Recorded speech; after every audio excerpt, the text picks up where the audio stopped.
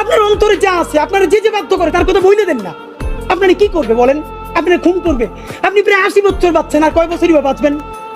আপনি কি খাবেন, কি বাঁচবেন? আপনি বরং যদি আপনার আর্মি মেরে ফেলে, আপনারা যদি ভারতীয় আধিপত্যবাদ গুলি করে, আপনাকে যদি হত্যা করা হয়, কিন্তু সেই রক্তের বিনিময়ে যদি আপনি শহীদদের রক্তের বিনিময়ে নতুন বাংলাদেশ গড়ে যেতে পারেন, আগামী 1000 বছর বাংলাদেশের মানুষ নামাজে প্রার্থনায় আপনার জন্য শুধু দোয়া করবে। ঠিক।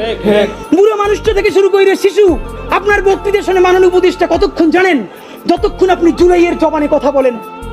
বাংলাদেশে গত 50 বছরে কোন রাষ্ট্রপ্রধানের 30 মিনিট 40 মিনিটের বক্তৃতা, রিক্সা চালক, ভ্যান চালক, সবজি বিক্রেতা, বিশ্ববিদ্যালয়ের প্রফেসর, ছাত্র জনতা আধা ঘন্টা বসে তার বক্তৃতা শুনে নজির নাই, যেটা আপনারটা হইছে। ঠিক।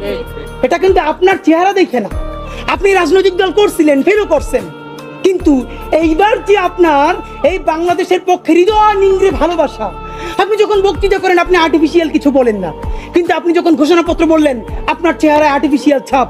ইদানিং আপনি স্ক্রিপ্ট দেখে দেখে বক্তৃতা করেন, এগুলো আমরা চাই না। মাননীয় প্রধান উপদেষ্টা আপনার একটা কথা বলি, আমরা আগেও বলেছি এই সরকারের সকল উপদেষ্টার এক পা অন্য দেশে, বিপদ হইলে ভাইগে যাবে, কিন্তু আমরা দৃঢ়ভাবে বিশ্বাস করি আপনি ভাগবেন না। এর প্রমাণ, আপনি যদি ভাগতেন পৃথিবীর কোন দেশ আপনারে রাখতে চায় না বলেন? তাহলে হাসিনার আমলেও 10 তলা বিল্ডিং বাইয়া আপনার আদালতে হাজিরা আপনি দিতে আসতেন না। ঠিক। আপনি তখনই বিদেশ থাকতে পারতেন।